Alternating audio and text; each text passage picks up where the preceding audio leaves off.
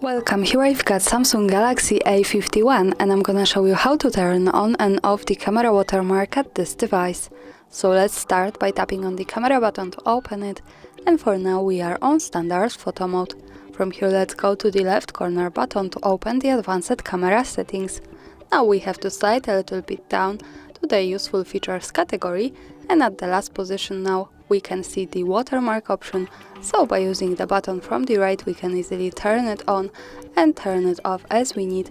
We can also tap to the center to get access to more settings about it. Here we can also turn it on and off, and when we have it turned on we have short preview how Samsung watermark looks like. So we have Samsung quad camera and shot with my Galaxy A51. Now let me keep this turned on. Let's move back to the camera to take a picture to see it at the real one. We have to move now to the left to the button that follows us straight to the gallery. And this is my picture with watermark in the left corner at the bottom. We can also get closer to it here. And of course when we don't need it, we have to move back to the camera, then to the left corner settings, slide down to the useful features and turn it off here or here.